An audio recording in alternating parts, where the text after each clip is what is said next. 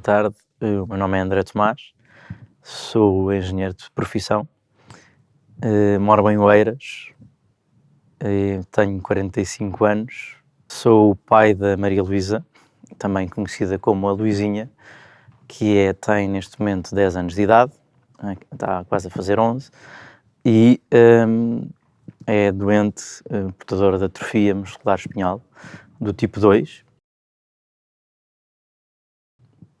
A Luísa foi diagnosticada mais ou menos quando tinha 10 meses, cerca de 10 meses de idade, ali quase na fronteira da identificação da tipologia. E neste momento consigo dizer com ar de satisfação que considero uma criança saudável.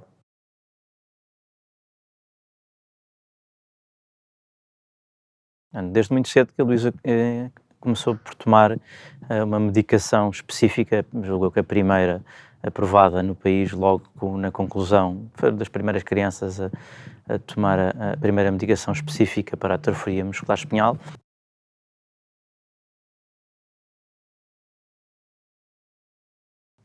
Do ponto de vista da família, eu costumo dizer, e muitas vezes contar aos nossos amigos e a experiência familiar, a nossa vida tem sido uma montanha-russa de sensações e de sentimentos. Portanto, tem fases extremamente boas, fases extremamente duras de dúvida e de tomada de decisão. Ao contrário do primeiro tratamento que a Luísa fez logo numa idade muito cedo, se calhar com 2, 3 anos, já não me recordo, com a primeira terapêutica, teve bons resultados a primeira medicação, e como a doença da Luísa, a atrofia muscular, é progressiva, portanto vai havendo uma perda generalizada da força muscular, a primeira toma ajudou a controlar a evolução da doença. Portanto, quando surgiu a oportunidade de participarmos neste novo ensaio, fomos confrontados com uma tomada de decisão mais difícil do que a primeira, porque entre o não fazer nada e fazer alguma coisa, a decisão é sempre fácil do ponto de vista do combate à saúde. Entre ter que escolher entre duas questões mais ou menos desconhecidas, a decisão foi um bocadinho mais complicada. Ainda assim, fruto da força que a Luizinha nos transmite todos os dias, a despreocupação e a forma de encarar a vida, decidimos que teríamos que mais uma vez arriscar em participar.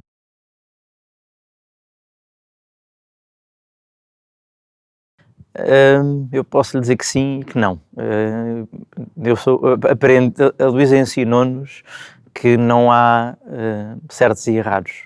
Portanto, a vida é muito mais dinâmica e provoca-nos muito mais surpresas do que aquilo que nós estávamos à espera e que a sociedade nos preconcebe que nós devemos padronizar certo tipo de atitudes. Portanto, há medos. Nós entendemos que não há tabus, portanto, não há medos que não se devam falar sobre eles. É mais fácil quando abrimos o nosso coração, os nossos sentimentos e conseguimos gerir e discutir, falar sobre os nossos medos, torna as decisões mais fáceis e toma também as consequências das decisões mais fáceis. Um ensaio clínico, e este que nós participamos, eu desconheço, são todos iguais, mas o controle imposto pelas empresas que investem no ensaio do ponto de vista daquilo que é o rigor da segurança médica imposto na fase de screening, que é a fase em que nós temos que passar para garantir que o doente é elegível, é inimaginável. Uma das coisas que mais me marcou não foi a nossa situação, porque nós felizmente, durante a fase de screening, que demorou 12 meses, de ensaios recorrentes, visitas ao hospital, há algum trabalho, alguma logística associada do ponto de vista familiar para fazer acontecer, poder participar em todas as análises. Mesmo a própria Luísa, que a determinada as análises ao sangue e os exames que teriam que fazer a determinada altura, o prazo, os intervalos em que eram feitos eram muito curtos, portanto, muitas interrupções, e houve ali uma fase em que ela estava um bocadinho cansada da recorrência de idas ao hospital, mas olhando para o lado, e infelizmente alguns pais e alguns doentes ficaram a meio caminho da fase de screening. Portanto, nós sentimos-nos ainda, ao dia de hoje, muito sortudos dentro do nosso cenário e da nossa realidade, por termos conseguido participar no ensaio, mesmo sabendo que o ensaio é um total tiro no escuro, ou quase, porque já havia no ensaio que participámos algum histórico anterior, relativamente àquilo que são os resultados do ensaio e o acompanhamento pós-ensaio. Portanto, são terapias de medicamentos novos, são novos estudos que dependem da saúde da nossa filha, e nós, como pais, damos por nós muitas vezes a pensar: então, mas eu vou pôr a saúde da minha filha em risco, mas ela já está em risco, portanto há muitas dúvidas.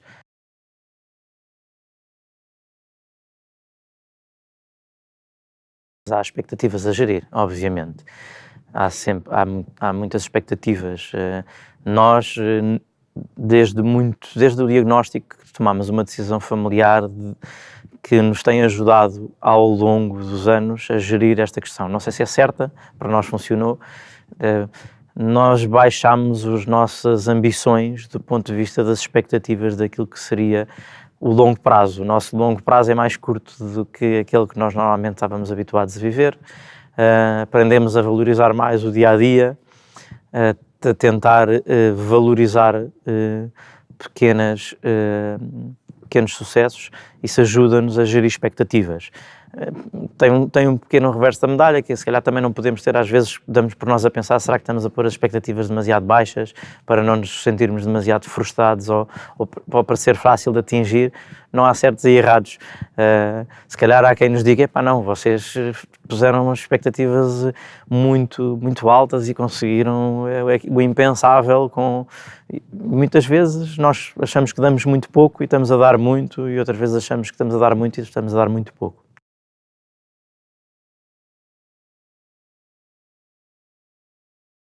Considero que existem muitas barreiras administrativas ou burocráticas, principalmente, provavelmente oriundas de uma necessidade de gestão financeira, daquilo que é, ou da gestão hospitalar, daquilo que é o acesso à investigação. Portanto, o meu sentimento é que para se participar num ensaio clínico, é preciso haver um mecanismo muito ágil dos hospitais. Há pais que se calhar poderiam ter os seus filhos a participar em ensaios clínicos muito mais facilmente, muito mais rapidamente, porque, sejamos diretos e frontais, há ensaios clínicos que são questões de vida ou de morte, podem salvar vidas, e para esses deveria haver, vamos chamar, uma via verde de acesso ao ensaio clínico, porque para essas pessoas o ensaio até pode não correr bem para esses pais, mas e se correr bem? O facto de a burocracia impedir um acesso imediato, rápido, ágil, a um potencial tratamento que não seja uma cura, mas que permita aumentar a sobrevida, ou dar mais 10 anos de vida, eu diria, em conversas informais com amigos meus hoje em dia, digo: se calhar os governantes, um bom exemplo do Covid, que nós atravessámos uma pandemia, a atitude que tiveram, porque sentiram na pele a dificuldade que é necessitar de um tratamento para uma coisa que não se sabe muito bem o que é, e abriu-se uma via verde para o tratamento do Covid, e agora temos a classe médica até pôr em causa. Um ensaio clínico é muito parecido. Nós só queremos ter acesso mais rápido a um medicamento que nos pode salvar a vida. Se calhar politicamente, se as pessoas pensarem que ajudar a incentivar para algumas situações muitos ensaios clínicos, são questões de vida ou de morte, e a burocracia podia ser facilmente ultrapassada.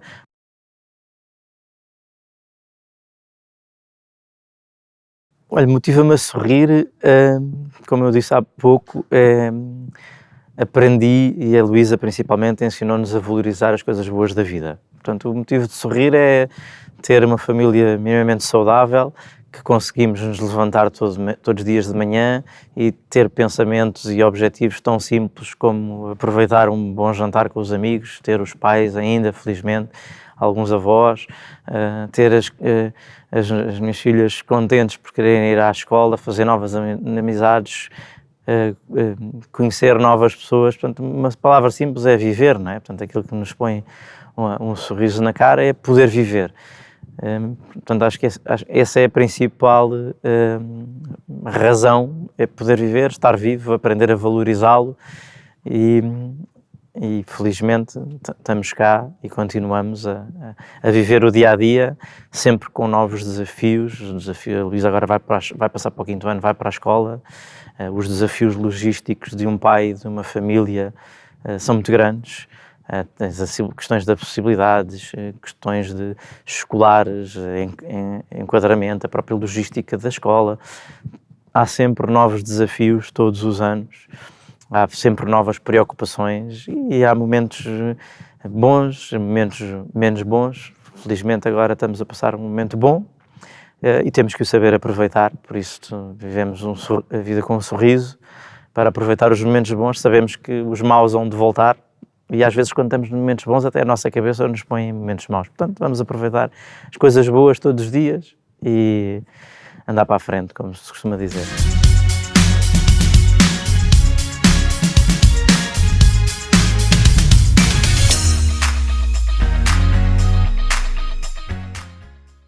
Bem-vindos aos episódios dos Neuropodcasts da APN com o apoio do INR e da Biogen, um podcast focado nas pessoas que vivem com doença neuromuscular. O termo doenças neuromusculares aplica-se a um universo muito alargado de diferentes patologias já identificadas e engloba as doenças dos músculos e dos nervos, entre outras. São doenças genéticas, hereditárias e progressivas e todas têm em comum a falta de força muscular, necessitando os doentes, a que foram diagnosticadas, de vários tipos de apoios. Hoje vamos falar da importância da investigação clínica na área das doenças neuromusculares. Para isso temos aqui a doutora Cristina Garrido, é pediatra, tem uma especialidade em neuropediatria, e também o Joaquim Brito, que é presidente da Associação Portuguesa das Neuromusculares. Muito obrigada por estarem aqui connosco. A primeira pergunta que faço é: o que é um ensaio clínico? Em que é que consiste? Portanto, o ensaio clínico é um estudo de investigação que se destina a comprovar que determinada intervenção que tem efeito benéfico para a evolução clínica de um doente. Portanto, quando um fármaco... Mas, peço desculpa, intervenção significa um medicamento medicação, ou um tratamento? Sim, um tratamento ou algum outro tipo de intervenção. Portanto, inicialmente, um medicamento é trabalhado em laboratório, dependendo da biologia molecular, de ensaios em termos de investigação, e depois esse tipo de tratamento é testado no modelo animal. É testado no modelo animal, se tiver benefícios e poucos efeitos laterais, passamos então para a fase clínica. E essa fase clínica divide-se em 3 fases. Inicialmente, o medicamento é testado num pequeno grupo de doentes e nesta primeira fase o que está em jogo é a avaliação de efeitos adversos ou não, se há efeitos adversos relacionados com aquela medicação. Titula-se a dose, portanto, isto com uma monitorização laboratorial e de exames complementares apertados, porque qualquer efeito lateral leva à interrupção do ensaio clínico. O que significa que não sabemos quanto é que pode durar um ensaio clínico para... É verdade. Um ensaio clínico. Sim. E depois dessa primeira fase, portanto, com poucos doentes e com principal realce sobre os efeitos adversos do dito medicamento, avançamos para a fase 2. Fase 2 já são grupos de doentes maiores e aí, além dos efeitos adversos, vamos avaliar os benefícios na progressão da doença. Nas doenças neuromusculares, de facto, é difícil de avaliar porque não vamos ter um efeito da droga, do medicamento, nos meses a seguir. Às vezes, para reportarmos o benefício, precisamos de um follow-up, ou seja, de um seguimento de vários meses ou anos. E já agora, diga. Daí haver um atraso neste tipo de ensaios, não é? Em relação aos resultados. Às vezes só é possível avaliar o efeito benéfico de determinado fármaco ao fim de anos. E pergunto, qualquer doente pode participar num ensaio clínico?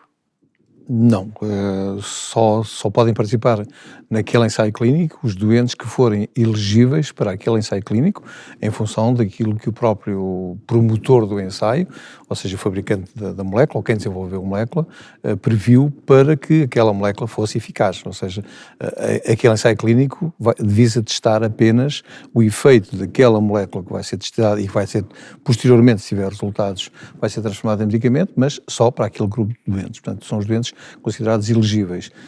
Se não forem elegíveis e se não tiverem aquela patologia ou se não tiverem aquela deleção ou aquela mutação, não serão elegíveis para ensaio. Mas dentro da patologia podem também não ser elegíveis. Eu posso ter essa doença e não ser não elegível. Ser elegível porque não tem aquela mutação, não tem aquelas características para as quais a própria molécula foi desenvolvida. Ou seja, antes de se saber se alguém é elegível, tem que fazer exames para saber exatamente. se depois poderá... Tem que saber o estudo genético da pessoa e tem que ter um diagnóstico muito bem elaborado e naturalmente muito bem estudado. A questão é, para estes ensaios clínicos, para as doenças raras há aqui uma série de entraves, não é? Exatamente. Como está o Joaquim aqui a dizer, não é?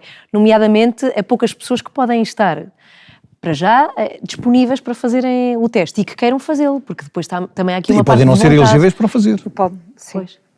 Isso quer dizer o quê? Já agora, uma pessoa elegível é o quê? Nos ensaios clínicos, geralmente as farmacêuticas têm que traçar um modelo de doença, portanto, têm que tratar para ter benefícios, para provar os benefícios, têm que ter uma população homogénea, portanto, mais ou menos igual, para acompanhar e ver se há benefícios. Ao contrário, portanto, é mais difícil e é necessário que haja vários centros, no caso das doenças raras, a contribuir para esses ensaios e esses estudos, ou então deslocar as crianças. Nós somos um país pequeno, portanto acabamos por ter poucos doentes com as doenças raras, ou seja, poucos doentes com determinada doença. Agora temos um grupo muito grande de doentes com doenças raras, não é? Mas muitas vezes vemos com dificuldade de conseguir ter um grupo de doenças que interessa, um grupo de doentes que interessa à indústria farmacêutica investir e eleger-nos como centro de tratamento e de ensaio clínico. Portanto, muitas vezes nós recorremos a parcerias entre aspas, com outros hospitais, nomeadamente em Espanha, para conseguirmos que as nossas crianças consigam ser incluídas em ensaios clínicos, quando a doença é rara, porque lá está, apesar de tudo, a capacidade de mobilização de um grupo de doentes que tenha valor em termos de ensaio é maior em países maiores, não é? Temos aqui uma série de particularidades nestes ensaios que têm a ver com as doenças raras, porque haverá uma doença rara com muito menos pacientes. Vamos supor que existem 4 doentes em Portugal, ou seja, quanto justifica fazer-se um ensaio clínico para um problema com tão poucos pacientes e não só, quantos destes são elegíveis para os testes clínicos? Como é que se gera aqui esta questão, Joaquim? Podemos chegar à conclusão que nenhum dos 4 é elegível, exatamente porque nenhum dos 4 poderá não corresponder às características que são exigíveis para que o ensaio clínico decorra. Depois é uma questão de proporção, isto é, nos países onde haja uma população maior é mais fácil encontrar mais pessoas, mas não nos podemos esquecer que o grupo das doenças neuromusculares é de facto um grupo enorme, dentro das doenças raras, e portanto cada patologia tem a sua taxa de prevalência diferente. Uma doença rara é classificada, pelo menos pelas normas europeias, como a doença que afeta menos de um caso por cada 2.000 pessoas, o que significa que desses 2.000 nós podemos não conseguir encontrar ninguém. E, portanto, temos depois que partir também do princípio que há muitas patologias que podem até nem estar a ser selecionadas para desenvolver esse ensaio clínico específico. E, portanto, no universo em que as doenças neuromusculares atingem uma média de 1 para cada 5.000 nascimentos, temos casos em que há doenças que atingem um caso para cada 10.000, outros 50.000, outros para 100.000 e, portanto, a prevalência dessa doença determina também a importância e a necessidade de fazer o tal ensaio clínico. Depois também existem outros conceitos, como o conceito económico, enfim, se justifica ou não desenvolver esse ensaio clínico. Nós, da nossa parte, enquanto instituição, gostaríamos que todas as doenças fossem investigadas. Reconhecemos que, de facto, é muito difícil fazer investigação clínica e ensaios clínicos efetivos e digamos, com uma efetividade positiva em todo o universo das doenças neuromusculares, porque elas são tantas. Não é fácil. E já agora, pela sua experiência, como médica, como pediatra, até que ponto é que um doente de uma doença rara está disponível para fazer parte de um ensaio clínico? Isso. Essa pessoa quer, não quer? É complicado. Pois.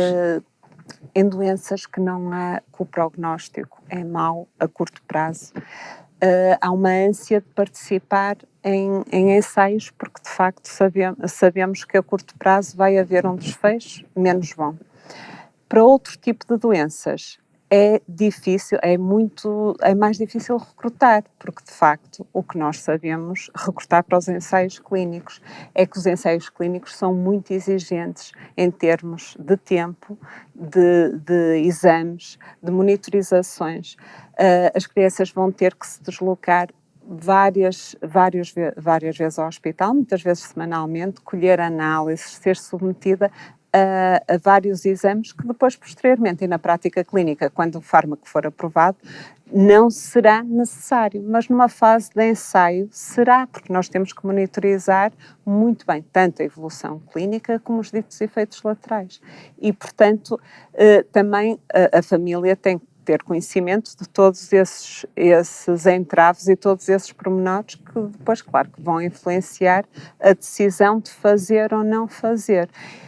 Pela minha experiência, é muito fácil quando, infelizmente, o desfecho que se prevê não será o mais favorável. Para outras doenças, compreende-se que será mais difícil de recrutar. Claro que sim, sendo que estes ensaios clínicos são de vital importância, não é? Também para o tratamento. Sim, claro que Vocês sim. já devem ter testemunhado com certeza de medicamentos que não havia e que agora existem, não é? Graças a estes Sim, as doenças neuromusculares, por acaso, é um grupo Sim. de doenças para o qual há muita investigação, mas digamos que a medicação em si demora sempre imenso tempo a chegar.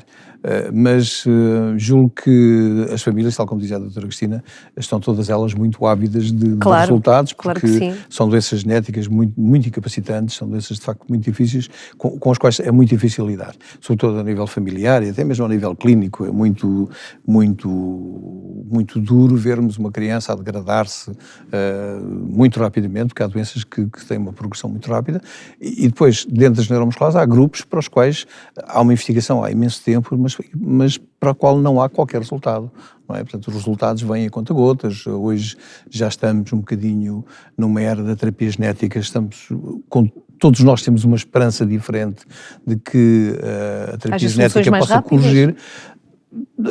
Eu, por acaso, pessoalmente, não estou à espera que a terapia genética venha resolver mais rapidamente o problema, porque eu acho que as dificuldades que existem hoje com a terapia genética são basicamente as mesmas que existiam há uns anos. Mas temos uma esperança renovada, porque quando percebemos que já há uma forma de modificar o percurso de determinadas doenças, e sendo as neuromusculares quase todas elas genéticas, então já começamos a alimentar a esperança de que vai ser possível, pelo menos naquelas que são mais prevalentes, poder fazer um trabalho um bocadinho mais incisivo e com melhores resultados, como já temos hoje alguns medicamentos para as doenças neuromusculares com excelentes resultados e com uma modificação significativa do percurso da doença. Quando falamos de ensaios clínicos, falamos de premos e promos, e já vamos explicar o que é. Agora, eu gostava de saber outra coisa que é, porque o Joaquim focava aqui esta parte da avidez de uma família com filhos que estão doentes. Sim.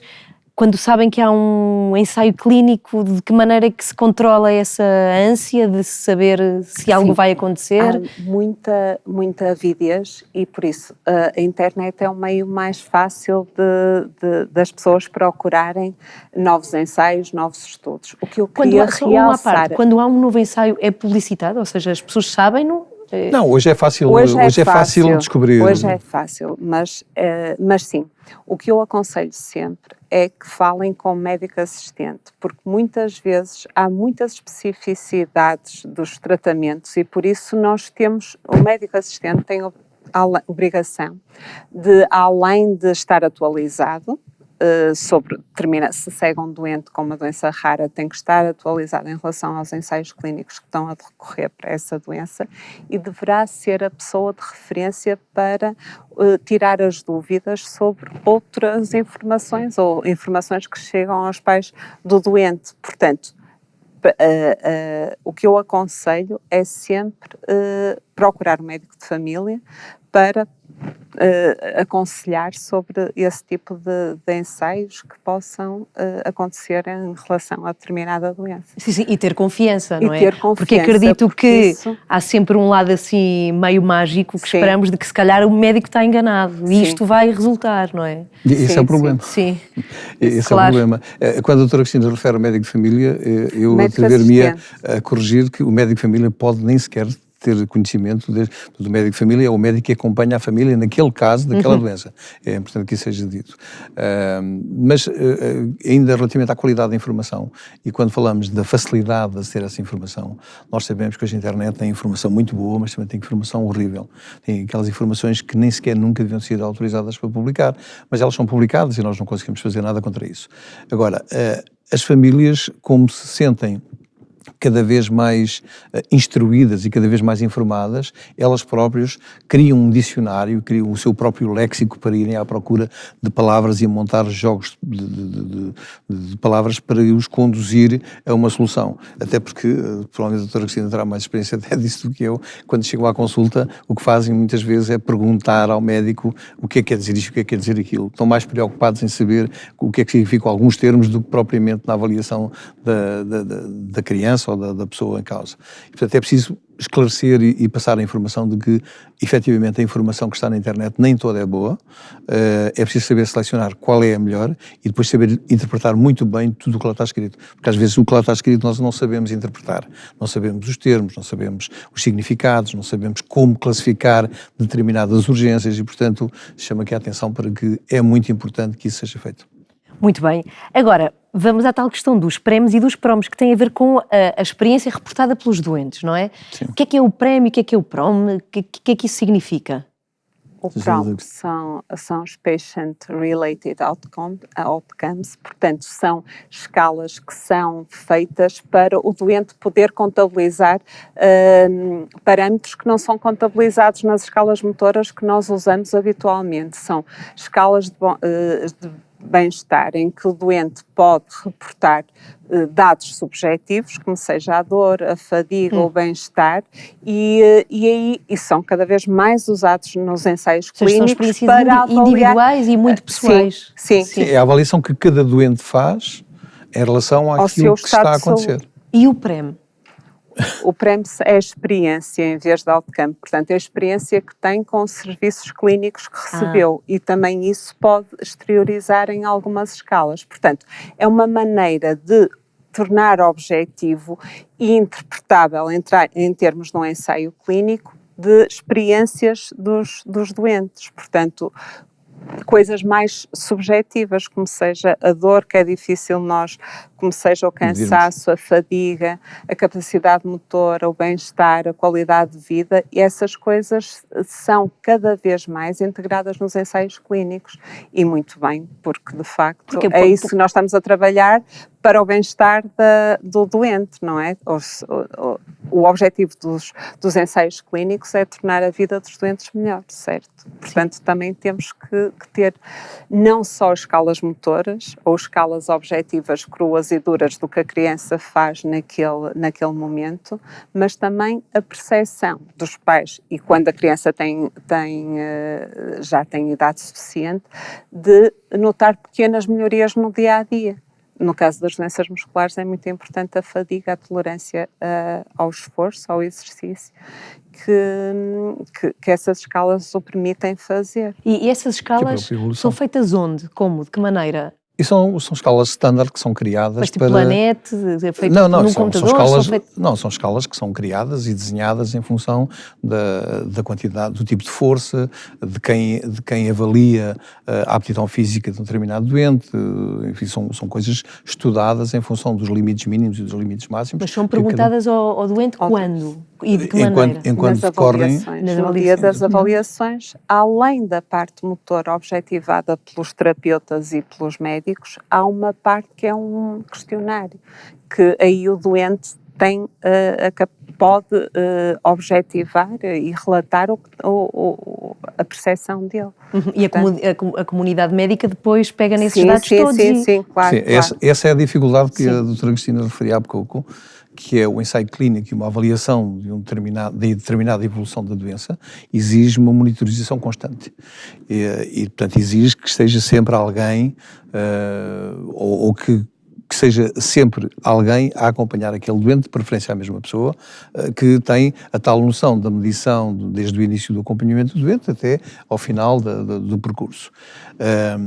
E face a isso, houve até nos últimos anos uma evolução muito significativa, porque foram criadas, sob proposta da União Europeia, 24 redes de referência nas doenças raras, que foram criadas especificamente para as doenças raras, dentro das quais existe uma rede para as doenças neuromusculares, que é a EuroNMD, que tem depois, ao nível europeu, alguns centros de referência onde são desenvolvidos, onde deveriam ser desenvolvidos todos estes estudos, e por isso é que eles são centros de referência. Desde há cerca de um ano e pouco atrás, a adesão desses centros de referência para serem afiliados a essas redes europeias exige as tais avaliações que são feitas, porque são considerados critérios de qualidade para os centros de referência, e exige uma avaliação feita pelos doentes, embora neste momento seja também em estudo a possibilidade de criar uma escala de avaliação feita pelos doentes por idade pediátrica, que não se sabem pronunciar, tem que ser o pai a dizer que sim, dói mais, dói menos, ele queixa-se, tem mais queixas ali. Os adultos, naturalmente, pronunciar-se-ão por eles próprios, mas isto é o que vai definir, digamos, para o futuro, vai definir o sucesso desses ensaios, da evolução da doença e até da capacidade que cada centro de referência tem de gerar ali alguns ensaios clínicos e alguma monitorização daquilo que é preciso. Em Portugal, infelizmente, não temos assim uma grande experiência de centros de referência. Vamos ver se conseguimos agora avançar. A doutora Cristina Garrido, por acaso, trabalha num que foi criado desde 2022, desde o início de janeiro, afiliado à rede, mas que está a dar os seus primeiros passos. Claro. E, portanto, estamos agora a começar a montar alguns serviços inerentes à própria existência do centro de referência.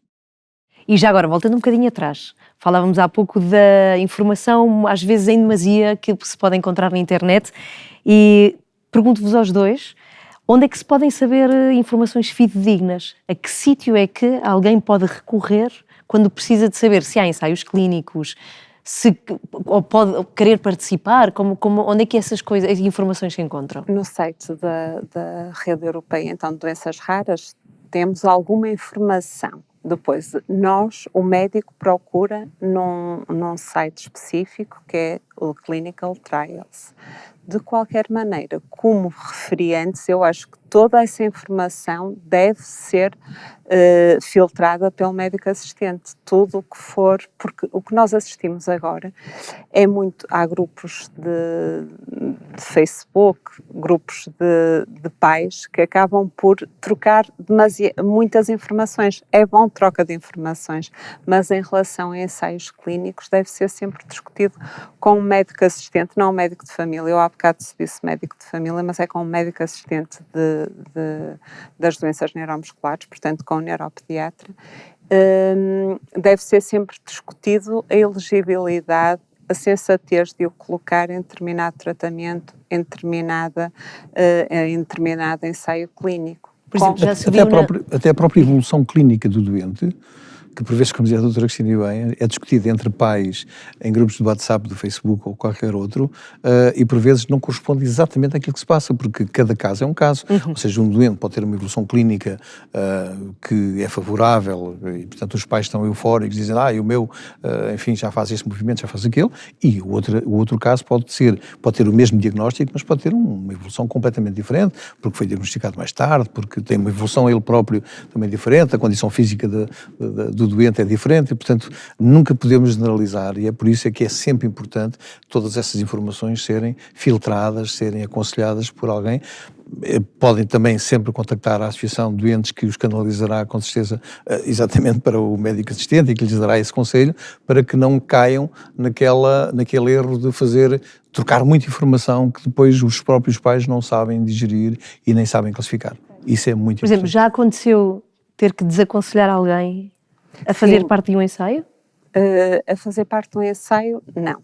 Mas em relação a tratamentos e adicionar outros tratamentos, começar outro tratamento, claro que sim, sempre na consulta há muitas questões em relação a isso, à elegibilidade de determinados medicamentos, e tem que ser explicado o porquê, que às vezes não é fácil, e cria-se uma expectativa grande, não é, em relação à possibilidade de fazer determinado medicamento, mas que não pode ser feito naquela situação clínica, claro. E há depois a seguir uma frustração grande, porque de facto não é possível, porque não tem condições para o fazer. Mas o contrário também. Sim, já deve ter dado boas notícias. Sim, claro que sim, também, sim. E eu tenho muita sorte de trabalhar na área de neuromusculares, porque de facto nos últimos 5 anos assistimos a várias opções terapêuticas, que quer dizer, há 10 anos nem se punha em causa que fazer determinados tratamentos, e assistimos a um avanço enorme nesta área nos últimos 5 anos. Bem, para terminar, eu gostava de saber se nós, todos, cidadãos em geral, depois à comunidade médica, serviços públicos, que boas práticas é que podemos ter em mente sempre para, de alguma forma, também ajudarmos aqui nesta questão da investigação, ensaios clínicos, na informação, sobretudo, talvez? Que respondeu? Pode ser, aqui. Eu acho que uma das boas práticas, ou talvez a melhor prática, quando é diagnosticada uma determinada doença, é percebermos que quem vai acompanhar esse diagnóstico e essa doença é sempre a família. E, portanto, uma das boas práticas é ensinar a família a conviver com a doença. E a conviver com a evolução da doença, e conviver com... tentar explicar da melhor forma que aquela doença vai ter aquele efeito naquela família, para que toda a informação seja o mais filtrada possível. E depois todo o acompanhamento médico, que não tenha a ver com a questão das acessibilidades, todas aquelas coisas que escapam um bocadinho até à consulta médica, poder ficar exclusivamente para a consulta, de avaliação, de acompanhamento, que se deve dedicar à parte clínica e à parte de evolução dos tratamentos e dos ensaios, por aí fora. Todo o resto, aquele aspecto mais social, deve ser muito bem acompanhado, e a família deve estar muito ciente de que é uma parte decisiva até da evolução da doença. É uma boa prática. Doutora Cristina, que tem a dizer, a adicionar? Concordo perfeitamente. Agora, em termos de investigação, ainda a nível clínico e a nível académico, o nosso país ainda tem muitas deficiências. O investimento académico para a investigação também devia ser equacionado e devia ser melhorado, porque de facto nós temos algumas dificuldades, e mesmo em termos de ensaios clínicos, nós não temos horário assistencial para o fazer. Muita gente faz pro bono a parte dos ensaios clínicos, porque ainda não está contemplado no horário